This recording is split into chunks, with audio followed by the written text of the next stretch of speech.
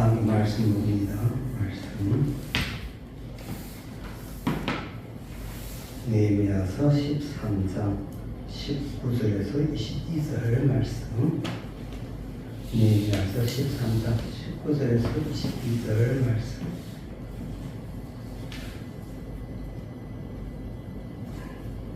자, 읽어드립니다. 눈으로 함께 읽어요. 19절입니다. 안식일 전 예루살렘 성문이 어두워갈 때 내가 명하여 성문을 닫고 안식일이 지나기 전에는 열지 말라 하고 내 종자 두어 사람을 성문마다 세워서 안식일에 아무 짐도 들어오지 못하게 하며 장사들과 각양 물건 파는 자들이 한두 번 예루살렘 성 밖으로 밖에서 잠으로 내가 경계하여 이르기를 너희가 어찌하여 성 밑에서 자느냐 다시 이같이 하면 내가 잡으리라 하였더니 그 후부터는 안식일에 저희가 다시 오지 아니하였느니라. 내가 또 레위 사람들을 명하여 몸을 정결케 하고 와서 성문을 지켜서 안식일로 거룩하게 하라 하였느니라. 나의 하나님이여 나를 위하여 이 일을 기억하옵소서. 주의 큰 은혜대로 나를 아끼시옵소서. 아멘. 지난주에 이어서 안식일 준수에 대한 부분이에요. 지난주에는 그들이 장사를 하고 있을 때 느헤미야가 그 장사의 동기에 대해서 장사를 못하게 하는 거죠. 안식일을 범하게 되었으니까. 그래서 오늘 본문에서는 안식일 전 예루살렘 성문이 어두워갈 때 내가 명하였다. 성벽은 다 쌓아놓고 이제는 성은 지금 파수가 되어지고 있는 상태인데 지금 이곳에 이제는 무엇이 성벽을 쌓는 것은 외부적인 보호를 위하여 쌓는 거죠. 그렇게 성벽이 쌓아졌는데 이제는 성문을 통하여서 무엇이 들어오고 있어요? 생명을 위협하는 것은 이제는 지키게 되었는데 성문으로 상인들이 들어온다 이거예요. 상인들이 들어오니까 거룩한 성리를 못 지킨다 이거예요. 안식일을 못 지키게 되었다 이거예요. 그래서 느헤미야가 안식일의 그 날에는 예루살렘 성문을 굳게 닫으라고 명령합니다. 느헤미야가 이방의 상인들에 의해서 그 안식일 규례가 무너지고 있다는 걸 알았어요. 안식일인데 전도둑이 먹는 거죠. 크게 보면 성일이라고 안식일이라고 그들은 그 하루를 이름은 안식일이다라고 지었는데 실질적으로 그 전도둑들 뒤에서 조금씩 그들의 신앙을 갉아먹고 있는 거예요. 그래서 느헤미야는 자기의 직분을 잘 알고 있죠. 느헤미야의 직분이 뭐라고 했어요? 파수꾼이다. 파수하는 자다라는 거예요. 그래서 자기 자신이 해야 할 사명을 잘 알고 있다 보니까 그는 그 전도둑들까지도 잡아야겠다. 왜? 하나님의 거룩한 성의를 지키는 그 파수의 일을 하기 위해서. 다시 말하면 백성들이 그 안식일을 범하지 않도록 하기 위해서 예루살렘 성문을 그 안식일 전날 저녁부터 어두움이 성문의 그늘로 이루어지기 전에라고 했죠. 그 다음 안식일이 끝난 이튿날 아침은 다시 문 열게 만들어.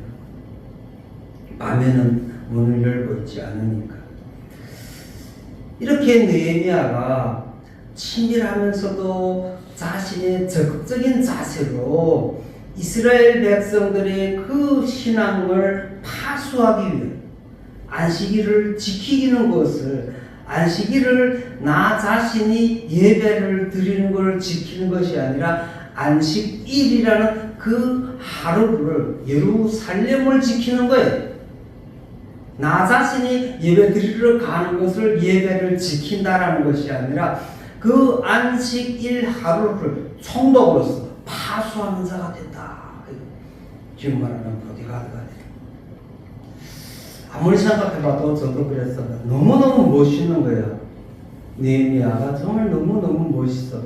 그러면서도 또 그 속에는 위험도 있고, 사람 꾸짖을 때 보면요, 참 오늘 본문 22절 마지막에 이런 말, 21절에 이런 말이 있어요. 내가 잡으리라. 내가 너희들 잡아 들여온다 이거예요. 근데 실질적으로 내가 잡으리라가 아니라 원어에서는 뭐라고 썼어요? 제가 오늘 주부에 다 썼죠? 내가 너희들에게 손을 뻗치리라. 손을 뻗치리라. 자세한 면도 있나면 엄격한 면도 있고, 또 군사의 기질도 있고, 또 온유한 성격도 가지고 있어요.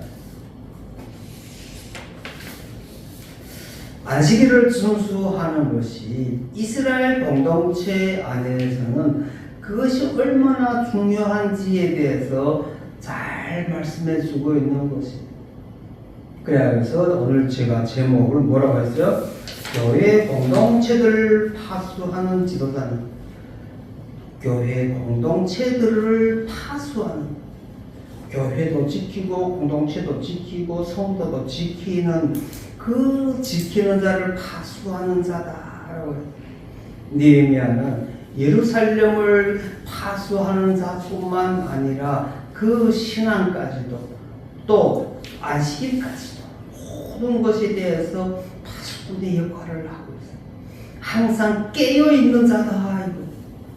그리고 항상 구석구석까지 정말로 자신이 해야 할 일이 무엇인지에 대해서 너무너무 잘 알고 있는 분이에요. 자신의 사명에 대하여 너무너무 잘 알고 있는 자들. 그래서 교회 공동체들을 파수하는 지도자는 어떤 자들인가라는, 바로 오늘 본문에서 나오는 느헤미야와 같이, 이렇게 느헤미야와 같이 사명을 감당하는 자가 되었을 때 우리 그것을 사명자라고. 자, 20절입니다. 장사들과 각약 물건 파는 자들이 한두 번 예루살렘 성 밖에서 잠으로. 오늘 본문의 20절은 짧기도 하면서도요, 엄청 함의가 깊은 것이 있어요. 장사들과 각양 물건 파는 자들이 뭐라고요? 한두 번 예루살렘 성 밖에서 잠으로라는 표현을 쓰고 있어요. 실질적으로는 신앙적으로 설교를 하는 것보다 저는요, 이 20장을요, 신학으로 푸는 것이요, 솔직히 더 함의가 깊어요. 우리 교회는 신학적으로도 따라가니까 제가 하는 말씀이 잘 들어야 돼. 제가 이 본문을 보면서 수석들도 엄청 많이 봤어요. 그런데 저와 뜻을 같이 하고자 하는 수석이 하나밖에 못했어요. 그리고 저는 원어를 보면서 그 원어에서 요구하는 문법과 우리 성경이 너무너무 차이가 많다는 것을 다시 한번 느꼈어요. 무엇이냐면 장사들과 각양 물건을 파는 자들이 한두 번이라고 썼어요. 다시 말하면 성문이 닫혀 있으니까 성문 밖에서 한두 번 그들이 뭐 하더라고요? 자더라. 성 밖에서 자더라. 그리고 원어에서 보면요, 이것이 함의가 엄청 깊은 것이 있어요. 무엇이냐면요, 우리 성경에서 한두 번 자더라. 그들이 뭐 그냥 한두 번 잤겠어요? 거기서 그걸 표현하자는 게 아니다 이거예요. 그래서 우리 성경의 번역이 조금 부족한 부분인데, 우리 성경에서 이 한두 번이라는 것은 한 번, 두 번 이렇게 말한다면, 한 번이라는 것이 이 팜이라는 건데요. 이 팜이라는 것이요, 한 번도 돼요. 그런데 이 팜이 뭐냐면요, 명사예요. 수사가 아니에요. 수사면 뭐로? 1, 2, 3, 4, 하나, 둘, 셋, 넷 수사로 갈 수 있어요. 그런데 실제로 뭐로 해서 이 팜은 명사예요. 명사면 무엇으로 가야 되겠어요? 수사로 가면 안 돼. 근데 명사이면서 얘가 부사로 가요. 그러면 무엇으로 되냐면요, 거의 형용사급으로 돼야 돼. 비교급으로 돼요. 비교급. 그러므로 해서 한 번 것도 되겠지만은요, 이제부터 이제가 된다는 거예요. 여성형으로 되어지면요, 다시 말하면 명사의 여성형으로 되어지면 1하고 1, 2 할 때 한 번이라는 뜻보다도 명사로 되어질 때는요, 이번 기회에, 그러니까 이게 한 번이라는 뜻이에요. 이번 기회라는 것이에요, 이것이. 그래서 이번에, 그 다음 이번이라고 할, 이번, 저번, 전번, 이번 이렇게 할 때고, 그 다음에 그것이 이제라고 하면 시작이 되는 것이 되는 거예요. 그러니까 이번이나 이제, 얘가 명사로 되어지면요, 이번이나 이제 이렇게 번역되어야 돼요. 근데 우리 성경에서는 그냥 얘를 수사학적으로 번역해갖고 한 번이라고 했어요. 그리고 두 번이라고 했어요. 두 번째라는 것이 슈나임이라는 것도 마찬가지예요. 이 슈나임도요, 수사학으로 되어진 것이 아니라요, 명사로 되어져 있어요. 그리고 얘는 두 번이라는 거는 완전 형용사로 다 되어져 있어요. 여성격 형용사로. 그러니까 두 번이라는 뜻이 아니라 무엇이냐면 반복한다라는 뭐 뜻이에요. 반복. 한 번이 있었는데 그걸 또 한다 이거예요. 또 한 번 더 하다. 그래서 반복한다라는 뜻이에요. 근데 우리 성경에서 한두 번이라고 번역되어져 있어요. 그래서 이것을 제가 고쳐야 되겠다. 이것을 완전 뜯어 고쳐야 되겠다. 우리 한국에 있는 주석들을 다 뜯어 고쳐야겠다. 내가 이 사명을 감당해야 되나? 우리 소망의 교회가 감당해야 되나? 그래서 제가 하는 소리 항상, 소망의 교회에 있는 여러분들이 축복받은 가운데 바로 말씀의 축복이다.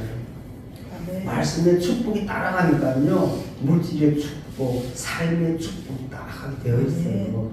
네. 삶의 축복이 따라간다라는 그 자체가, 그 말씀이 무엇이 되어져 있어요? 그 말씀이 나의 마음에 상고가 되어져 있어요. 그냥 몸에 박혀 있어.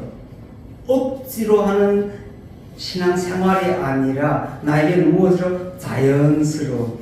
말씀이 풀리니까 나의 육체도 풀리는 거예요. 나의 육체가 풀리니까 나의 삶은 뭐가 되어져요? 자연적으로 밖에 나가서 무언가를 조금만 일하다가도요, 사회적으로 세속적인 삶이 사라지다 보면요, 그리스도인들이 가지는 제일 근심이 하나가 바로 뭐예요? 이거 교회에서 알면 안 되는데, 이거 교회에서 하면 안 되는데, 누가 이걸 알면 안 되는데. 그러면 솔직히 말하면 하지마, 이거 정답이겠죠? 하지마. 그런데 그게 문제 아니라 내가 살아가고 있는 나의 이 삶 자체 가운데서 누구의 눈을 보고 사는 것이 아니다 이것이에요. 나의 삶 자체 가운데서 모든 것이 내가 세속화되어져 있는지, 아니면 말씀의 삶이 나에게 다져져 있는지, 그것이 우리 소망의 교회 여러분들은 바로 그런 삶이 몸에 스며져 있잖아요. 제가 항상 강조하는 것을, 그래서 율법주의를 하지 말라는 것이 바로 그것이에요. 11시 땡! 그리고 이건 하지 말아야지, 저건 해야지. 아니에요. 모든 것은 무엇으로? 순리대로. 자신의 삶 자체를 자신이 누려야 돼.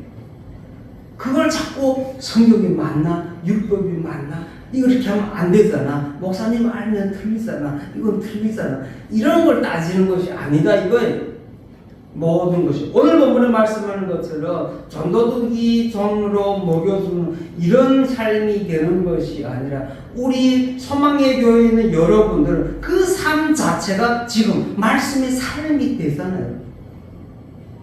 바로 그런 것이에요. 자, 그러니까 오늘 본문에서 말씀하고 있는 것은 무엇이라고요? 한 번, 두 번 예루살렘 성 밖에서 자더라 이것이 아니라 무엇이냐면요, 실질적으로 영적으로 이걸 풀면 이런 것이에요. 이제는 뭘 한다고요? 반복하여 예루살렘 성, 우리 성경에는 밖에서 자다라고 했는데요, 실질 원어 성경에서는요 잠을 자는 것에 대하여 표현한 것이 한 것도 없어요. 그런데 앞부분에서 성문이 저녁이 되면 닫혀주고 아침이 되면 열려진다라는 이런 의미를 앞에서 부각하고 있다 보니까 그들이 무엇을 하고 있는 것으로 되어져 있어요? 성문 닫혀져 있으니까 성 밖에서 자게 될 수밖에 없다라는 이런 표현으로 되어져 있어요. 자, 윤리학적으로 말할게요. 윤리학적으로 말하면 성벽 밑에서 잔다라는 것은요, 성 밖에서 잔다라는 것은요, 솔직히 느헤미야가 총독으로 있으면서요, 솔직히 무엇이 되냐면 인격이 부족한 거 되는 거예요. 왜? 사람을 밖에다 재우면요, 그때 당시에는요, 고음도 있고 사자도 있고 짐승들이 와서 성벽을 왜 만들어요? 샬롬을 위해 만든 것이 아니에요. 인격을 위해 만든 것이잖아요. 그러면 그들을 밖에다 재우는 것이 맞아요? 아니죠. 그러니까 우리들이 풀어야 되는 것이 바로 이런 문제들이에요. 제가 그래서 20장 20절에 말씀하고 있는 것을 우리는 무엇이라고요? 신앙으로 우리가 푸는 것보다도 신학적으로 풀어야 될 항목들이 더 많아요. 자, 그리고 또 먼저 하나 짚고 넘어갈게요. 우리 성경에서 장사들과라고 표현하고 있어요. 그리고 각양 물건 파는 자들이다라고 했어요. 여기서 장사들과 각양 물건 파는 자들은 다른 자들이에요. 각양 물건 파는 자들이라고 할 때는요, 예를 들어 유대인이 아니더라도 다른 족속의 민족들이 와서 그냥 일장을 보고 가고 이런 자들을 말할 수도 있고, 그 다음 앞에 이 장사라는 걸요 짚고 넘어가야 돼요. 집에 가서 오늘 숙제 집에 가서요 에스겔서 26, 27, 28장을 읽어봐요. 에스겔서에 거기에 이 장사꾼들이 나와요. 쉽게 말하면, 여러분이 기억하기 좋게 말하면, 요셉이 애국으로 팔려갈 때 누구들에게 팔렸어요? 장사꾼들, 이분들이에요. 근데 이분들이 어디에서? 우리 앞 성경에서 뭐라고 썼냐면요, 두로에서 물고기를 갖다 와서 판다고 표현하고 있어요.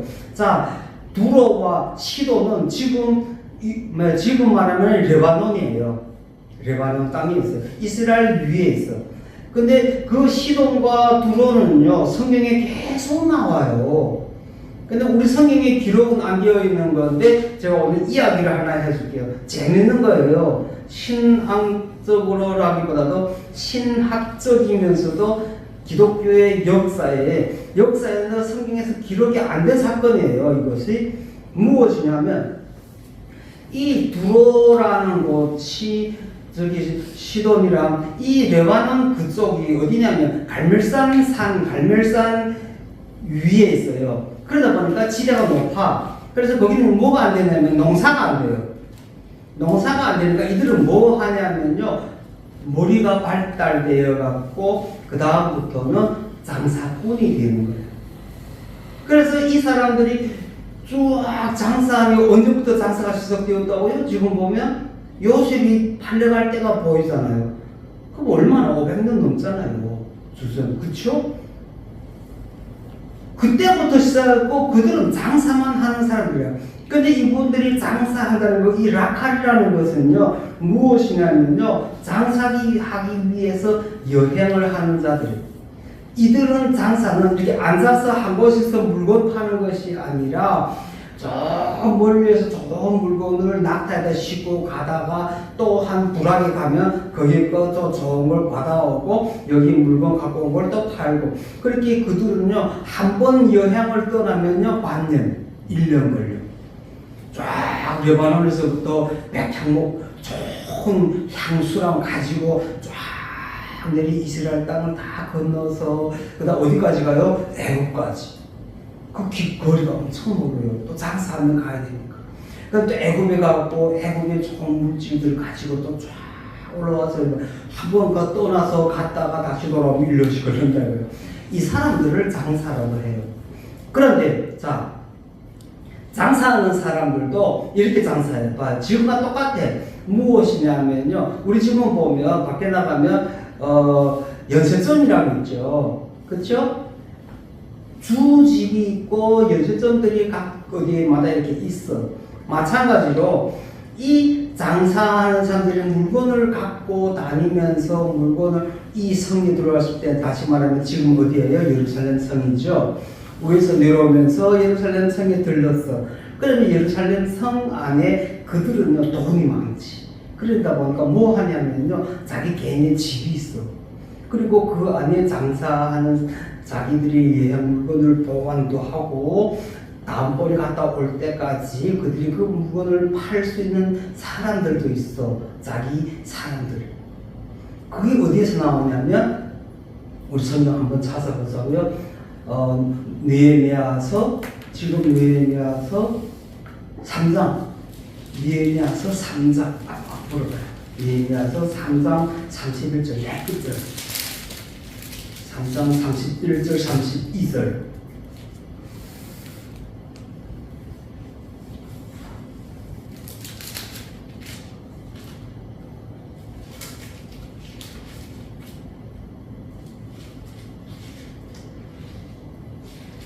하셨어요? 제가 읽어드릴게요.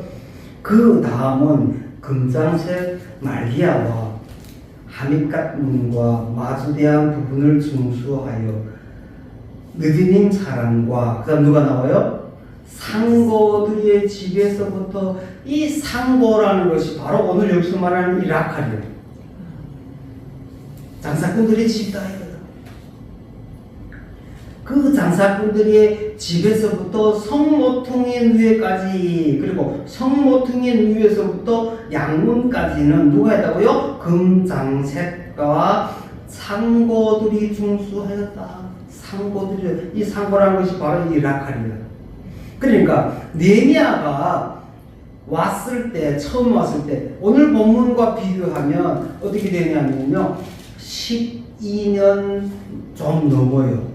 그 13년 전 사건이야. 성벽을 지을 때하고 오늘 13절은 그래서 제가 말씀드렸죠. 신학이라고요. 역사. 그 12여 년 전에 그 성벽을 수리할 때 누구도 다 참여하였다? 이 장사꾼들도 참여했다라는 거예요. 그러니까 예루살렘 성을 쫙 짓는데 사람들이 살림을 보통 어디에다 한다고요? 성벽 밑에다가 이렇게 붙여서 해요. 그러는데 이 상인들도 자기가 살던 지역 쪽에 있는 뒤에 있는 성벽을 자기들이 돈을 내갖고 성벽을 수리한다니까요. 12년 전에. 그러니까 제가 신학이라는 거예요. 자, 그러면 잘 생각해요. 오늘 12년이 지나고 이 느헤미야가 바벨론으로 뭐 했어요? 왕이 불러갔어. 불러갔다가 오니까 지금 이런 사건이 일어났어요. 그래서 느헤미야의 임기가 12년이었어요. 왕하고 계획할 때. 그래서 그가 12년 동안 첫 1년에 다 건축하고 그러니까 11년 정도를 뭐 했어요? 다스렸죠. 그러면서 종교 계획을 엄청 많이 했잖아요. 그리고 왕이 불러서 갔어. 갔다가 한 1년 있다가 다시 와요. 근데 와서 보니까 이 사건이 이렇게 터지는 거예요, 지금. 자, 그러면 장사들과 하는 우리 가게 물건 파는 사람들 이거는요, 소잡장들이야. 크게 안 봐도 돼. 근데 이 장사하는 자들이라는 이 두로의 이 상인들이요, 엄청 힘이 있어요. 힘이 있어요. 이 사람들은 돈도 많고 물질도 많고 하니까 힘이 있어. 그래서 이 두로라는 곳이요, 역사적으로 역사 신학을 공부하면 그 안에 뭐가 담겨져 있냐면요, 이 두로와 시돈 쪽이 레바논, 우리 성경에서요, 에스겔 보면 두로 왕과 시돈 왕이라고 나와요. 그런데 이 두로라는 이 곳에 재밌는 역사가 있어. 5분 정도 역사 이야기를 해줄게요. 언제냐면 지금 느부갓네살 왕, 다시 말하면 바벨론 때예요. 지금 이 바벨론 때잖아요. 이럴 때 이 바벨론이 지금부터요, 성경이 있을 때부터 언제나 100년 전에 바벨론이 지구 동남쪽을 다 장악하고 있을 때 바벨론이 치어 올라가면 어디 갔어요? 두로를 갔어요. 근데 두로까지 가까이까지 갔어. 예루살렘까지 다 먹고 레바논 올리 먹으려고 침략하고 있는 거죠. 올리 싸우는데 두로와 전쟁을 13년을 했다라는 거예요. 13년 했는데도 못 두드렸어요. 엄청 강하죠. 그랬는데 13년이 지나고 나니까 지금 뭐가 되어진다면 통일이 되어진다면, 그래서 바벨론이 갖고 있는 지금 두로 쪽도, 그러니까 두로도 지금 무너지고 두로도 뭐가 되어지냐면 예루살렘처럼 총독제가 되어져요. 우리가 지금 말하면 경기도 이런 도, 그러니까 두로도 하나의 도야, 나라가 아니라 두로도. 근데 그러면서도 그들의 무역의 역사가 몇천 년을 내려다 보니까 그들의 머리는요, 장사머리 돼갖고요, 얼마나 빼앗겼는지 몰라. 척하면 척이야. 이해돼요? 그리고 그 아래 하나 더 알려줄게요. 그런 것이 그게 얼마냐면 주전 500년, 400년, 지금 이 느헤미야 때가 400년이에요. 그 다음, 그리고 개구나 뭐가 되어졌어요? 두로를 이 13년 동안 싸우다가 마지막에 이 바벨론에서 두로를 먹어버렸죠. 그 다음, 우리 성경이 느헤미야까지 끝이야. 그게 언제요? 400년 정도. 그 다음 400년부터 시작해갖고 300년, 200년, 100년, 그리고 예수님 오시는 데까지, 그걸 신구약 중간사라고 하는데 그 중간에 사건에 대해서 성경이 기록이 없어요. 그런데 거기에 뭐가 나오냐면 실질적으로는 우리 성도들에게는 외경과 위경에 대해서는 보는 것을 추천 안 해요. 하지만 신학적으로 알아야 되니까 외경에 뭐가 나오면 마카베오 상하라는 것이 나와요. 마카베오라는 사람이 있는데 이분이 누구냐면 느헤미야 뒤를 이어가지고 총독은 아닌데 뒤에서 당이야, 자민당들, 자기들이 당이야. 그것이 이제 열심당으로 되어지고 그 열심당에 가입한 것이 예수님 제자중에도 하나 있어. 누가? 베드로. 그 밑에서 유격전만 하는 이런 이스라엘 백성들이에요. 그것도 유대족이고 그 마카베오 아들이 그 아들 3대에서 나온 것이 이 마카베오가 그때 당시에 하는 사건이 있는데 그것이 주전 300년이에요. 그러니까 느헤미야 사건이 끝나서도 100년 후에, 우리 지금 한국이 이제 70년밖에 안 돼요. 근데 지금 이 정도인데 100년이면요 세상이 강산도요 5번 변해요. 그러면요 그때 우리 조상조상 할아버지 오대선이 할아버지 누군지 이름 몰라. 근데 이 장사꾼들이 이 두 사람들이 머리에는요 이 장사의 머리가 너무 비상하게 잘 돌아가고요. 아래에서 말씀드려주겠지만 예루살렘 밖에서 산다는 건 무엇이냐면요 대석한다는 말이야. 영적으로 말하면. 자, 그래서 333년에 어떤 사건이 일어나냐면요 이제부터 슬슬 바벨론이 무너져요. 주전 400년이 지난 다음부터 시작해서, 그러면서 헬라가 지구를 참패하게 돼요. 그 다음부터 헬라가 들어와. 그래서 헬라는 위에 있다 보니까 내려오다 보면 제일 먼저 상대하는 곳이 어디겠어요? 두로겠죠. 제일 먼저 내려오는 곳이 두로예요. 그 알렉산더 대왕이 내려왔어. 근데 이 두로 사람들이 지도에는 안 나오는데 두로가 연안부두에 해당 바다 여기 있어요. 근데 그 바다에서부터 800m 정도 되는 안에 섬이 있어. 큰 섬이 있어요. 그래서 이 두로 사람들 대륙에 있던 사람들이 이 상업적인 사람들이다 보니까 물건을 자꾸 잊어버리잖아요. 그래갖고 그 섬에다가 뭘 하냐면요, 이 두로를 옮겨가. 두로를 옮겨다가 그 섬이 두로 나라가 되는 거예요. 성벽을 쫙 안다 짓고 그 안에다가 재산을 쫙 엮어 있으니까 이서도 안 버리고 먹고 살기도 좋고 얼마든지. 그리고 섬이기 때문에 안전하잖아요. 근데 알렉산더 대왕이 내려와서 두로가 지금 두 곳이죠. 섬이 한 곳이 있고 대륙에도 있고 그 대륙에 있는 두로를 다 먹어버렸어. 그런데 알렉산더 왕이 와보니까 껍데기뿐이야. 안에 금, 은, 보화. 그들은 재산이 엄청 많거든요. 근데 하나도 없어. 그냥 땅뿐이야. 근데 알았어. 저 지금 800m 밖에 보이는 저 섬이구나. 너희들을 저기다 물건 다 갖다 감추어두고 여기에 있구나.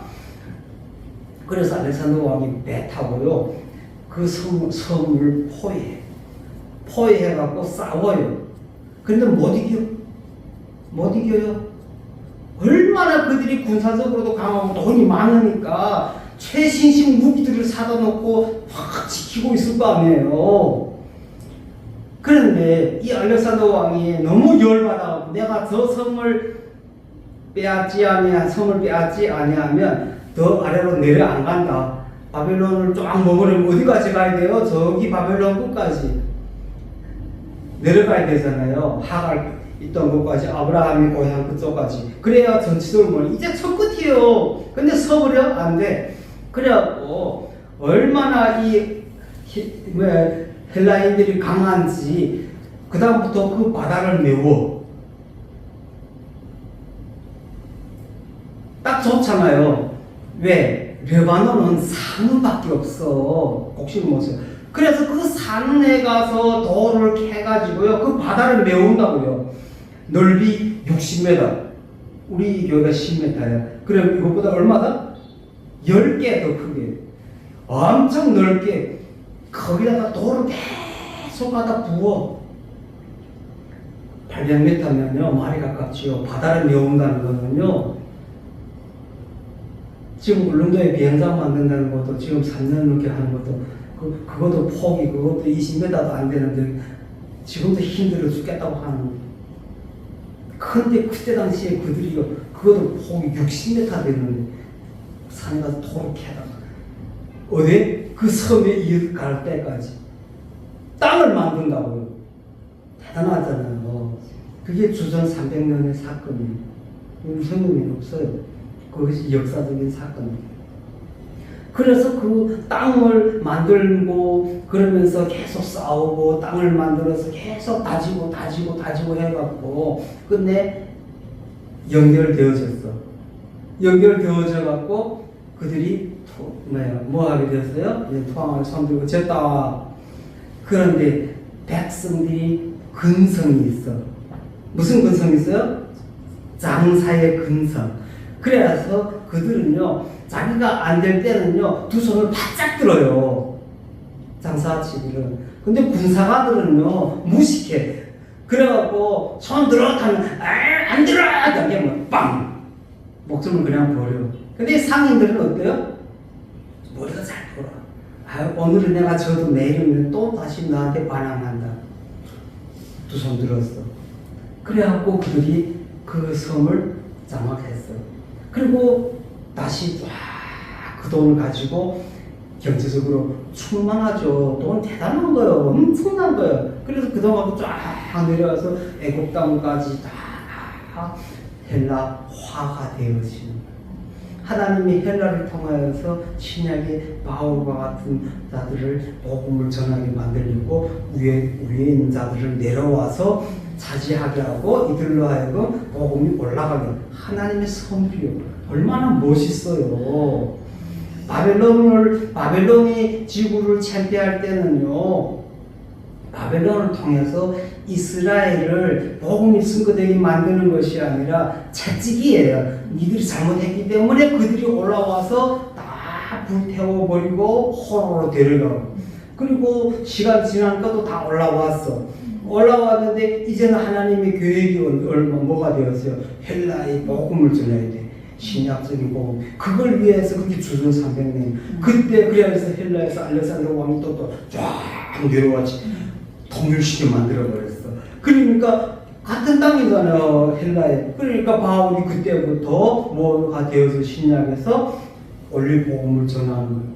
근데 우리 성경의 사도행전에 보면요, 바울이 1차 여행도 있겠지만은 예루살렘에서의 종교 핍박으로 인하여서 예루살렘에 있던 유대인들이 흩어져요. 흩어지는데 제일 많이 간 곳이 또 어딘지 알아요? 바로 이 두로야. 왜? 두로에는요, 먹고 입고 쓰고 잘 살아. 지금 말하면요, 완전 서울 명동이야. 거기 가면요, 굶어 안 죽어요. 왜? 길거리에요, 빵들이 널려 있는데 그 빵들이라 주워 먹는 사람도 없어. 너무 많아서. 그러니까 배고파 굶어 죽은 명동에 가면요, 먹다 남은 음식이라도요, 누구마다 신사거지만 먹는 것이에요. 음식 쓰레기가 내려 나온 그 부대찌개를 먹는 신세가 아니라니까요. 신사거지들이 가서요, 팔짱 끼고요, 다리를 떨면서 앉아서 먹는 곳이에요. 명동에 가면.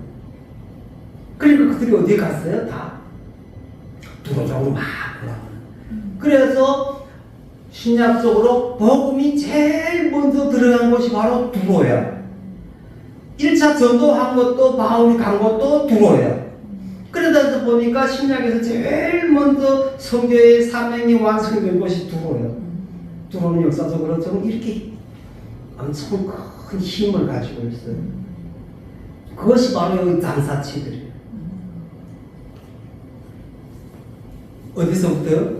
요셉이 팔려서 애국으로 내려갈 때 사건부터 시작해서, 그리고 그 중간에 요셉 이후에 12지파가 생기고, 또 하나가 뭐였냐면요, 누가 나오냐면요, 다윗이 어디까지 먹었냐면 이 레바논까지 먹었어. 그래서 다윗 시대에는 누가? 이스라엘이 통치하고 있었어, 그 땅을.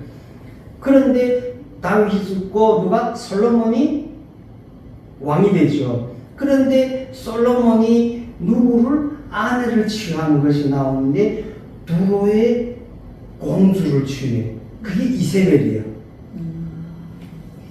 근데 이세벨이 거기서 뭐 하냐면, 또 이세벨이 시집 올 때 자기 종교를 가지고 와.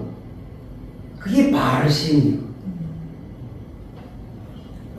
그래서 솔로몬이 마누라를 잘못 얻음으로 인해서 마누라를 맞는데 그 두로의 딸까지 마지막으로 들어오면서 이세벨이라는 신앙이 들어와. 그게 바알인데 이세벨 신앙이 들어와.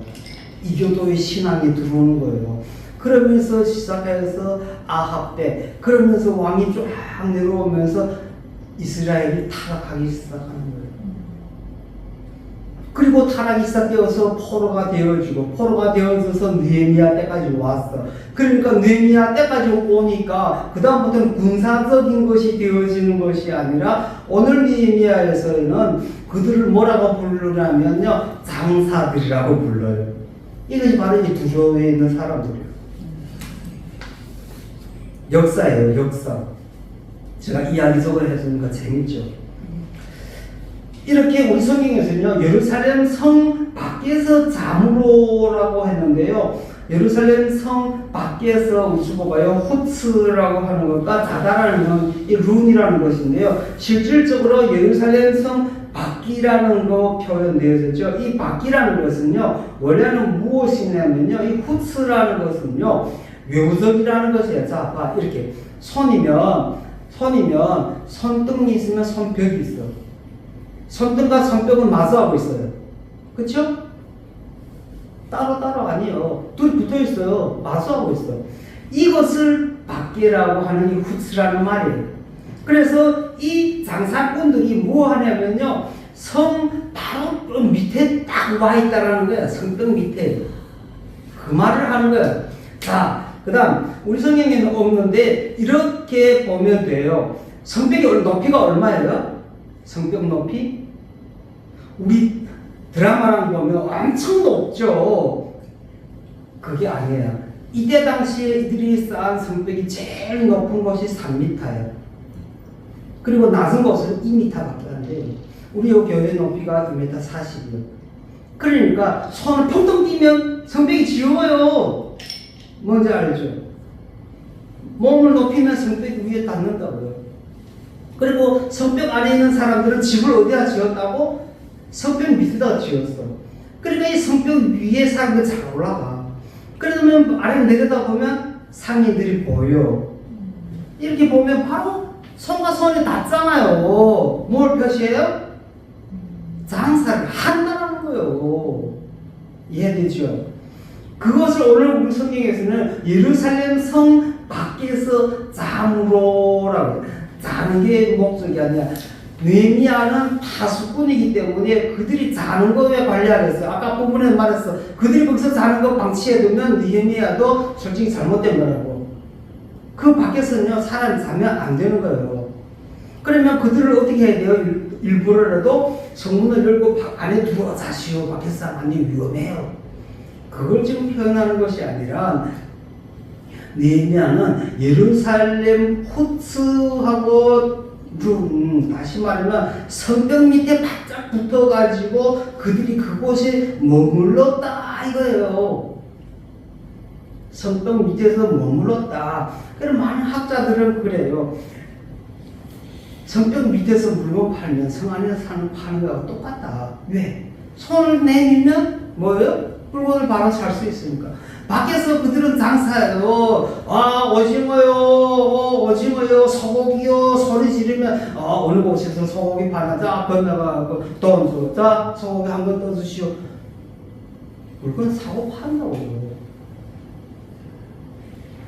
근데 우리 성경에서는 그런 것에 대해서는 쓰지 않았죠. 다시 말하면, 여기서 잠으로라는 이 룸이라는 것이요, 그곳에서 머물렀다라는 뜻도 있지만요, 그것이 변형되어서 우리 주보 봐요. 주보의 룸은 A, B로 나는데 B는요, 고집이 세다 이거예요.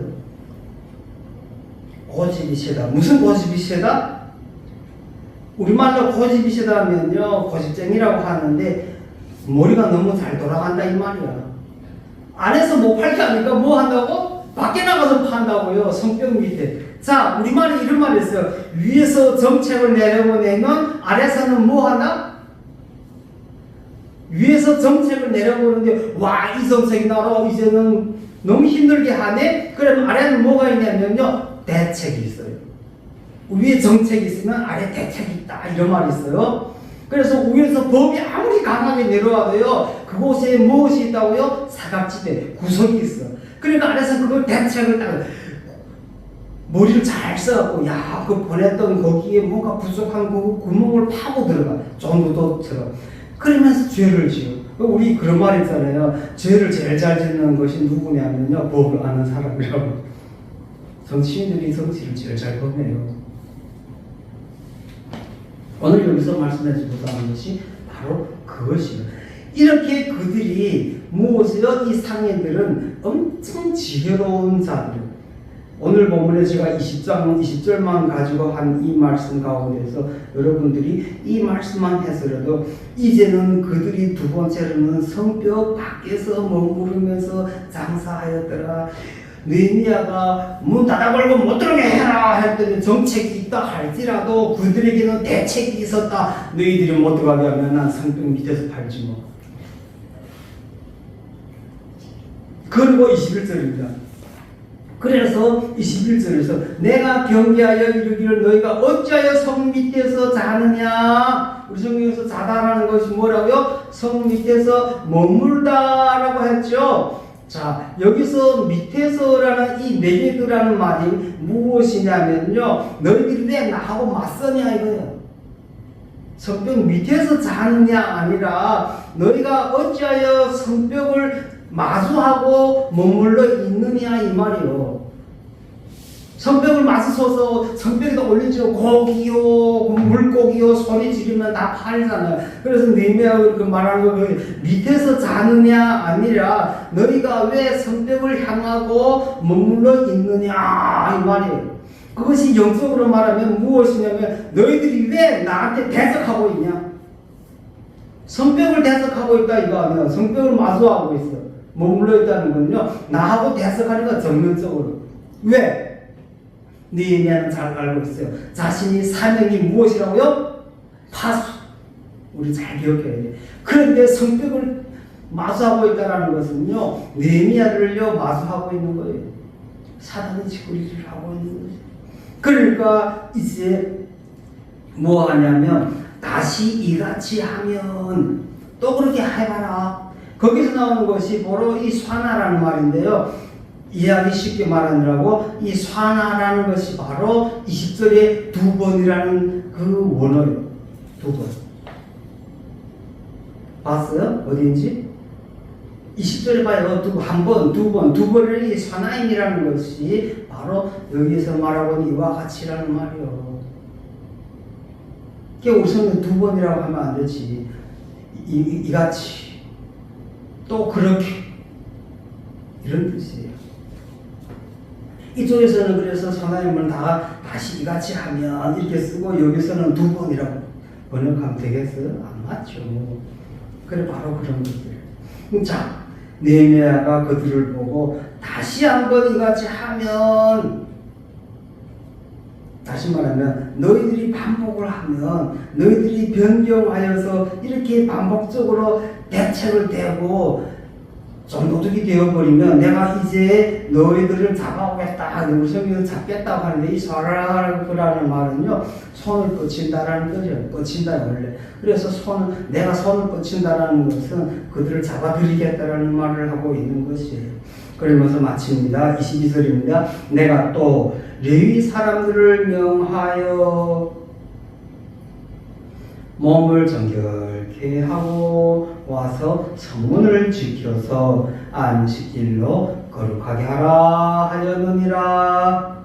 레위 사람들은 성벽 파수의 임무를 부여받게 되었어요. 이제는 앞부분에서는 자기의 종자들, 다시 말하면 느헤미야의 수하들을 두세 명씩 성문마다 다 파견해서 보내서 지키게 했어요. 그리고 22절에는 이제 레위 사람들도 파견해. 그런데 요구가 있어요. 몸을 정결케 하라. 몸을 정결케 하라라는 말씀 가운데는요. 몸이라는 것은 하나님의 성전이에요. 우리 육체들이잖아요. 이 육체들을 말씀으로, 율법으로 무장하라는 거예요. 안 그러면 뭐가 되어지냐면요. 비리꾼들이 생겨. 성문에 서 있다가요. 장사치들을요. 머리를 못 따라요. 그들이 그러면 동전을 서너 개를 치고 문지기들에게 야 뒤로 주머니에 넣어주고 아이 한 번만 봐줘. 지나봐줘. 그러면 이들은요. 문지기들은 돈 받고요. 가만 문 열어주고 사람들 들여보내요. 장사치들. 그게 바로 정두둑이에요. 그래서 느헤미야가 레위 사람들한테 말해줄 때 뭐라고 하냐면 몸을 정결케 하라. 다시 말하면 몸을 정결케 하라는 세수하고 얼굴이 까마잡잡하지 말고 잘 깨끗하게 닦으라는 것이 아니라 몸을 정결케 하는 것은 말씀으로, 율법으로 무장을 하고 있어요. 그래서 절대 전도둑들한테 그 비리하는 몇 푼의 동전을 받고 그들 들여놓는 역사도 없게. 그리고 성문들을 지키라. 안식일의 진정한 의미를 보다 잘 아는 그 레위 사람들을 통해서 그 성문을 파수가 완전히 이루어지고자 하는 느헤미야의 지금 노력을 보고 있어요. 마칩니다. 느헤미야의 기도로 마칩니다. 나의 하나님이여 나를 위하여 이 일도 기억하옵시고 주의 큰 은혜대로 나를 아끼시옵소서. 느헤미야는 신앙 공동체를 파수하는 지도자이면서도 또 자기 자신을 모범으로 보여줌으로써 그 행동하는 것이 유다 백성의 그 삶을 자기 몸에서 지금 드러내고 있어요. 그러면서 그들도 알고 조금 도둑이 먹지 못하게 하고, 느헤미야는 유다 지파이기 때문에 레위인이 아니에요. 레위인이 아니기 때문에 제사에 관여하는 것이 아니라 뭐라고 했어요? 잊어버리면 안 돼. 우리 소망의 교회 여러분들, 느헤미야는 파수. 우리 소망의 교회 여러분들 바로 파수. 소망의 교회 파수꾼입니다. 마칩니다. 느헤미야의 자신의 유다 지방 장관의 삶을 그 하나님의 뜻에서 벗어나지 않았음을 확신 있게 드러나고 있어요. 비록 유다 지방의 장관이라고 하지만, 그 삶이라고 하지만, 그 가운데서도 하나님의 뜻에서 벗어나지 않으려고 지도자로서, 신앙인으로서 모범이 되어지고 항상 행동 가운데서 이루어지는 그의 삶을 통하여서 예수 그리스도가 드러나는 것. 다시 오실 예수 그리스도를 맞이하기 위한 지금 준비 단계가 바로 이 느헤미야서에서 잘 표현되고 있는 것입니다. 오늘 제목과 같이 신앙 공동체들의 파수하는 여러분, 소망의 교회를 파수하는 여러분들이 될 줄 믿습니다. 기도합니다. 고마우신 사랑의 하나님 아버지, 느헤미야는 신앙 공동체를 파수하는 지도자로서, 모범으로서, 행함으로써 유다 백성의 삶을 건면하고 도전하는 인물이었습니다. 하나님의 파수꾼으로서 안식일을 거룩하게 지킬 수 있도록 그가 하고자 하는 일들 하나님께서 간섭하여 주시고, 하나님께서 그 큰 은혜대로 부어주셨사오니 주님, 소망의 교회도 그 능력대로 주님 부어주시옵소서. 모든 것 우리 주 예수 그리스도 이름 받들어 감사기도 드려옵나이다. 아멘.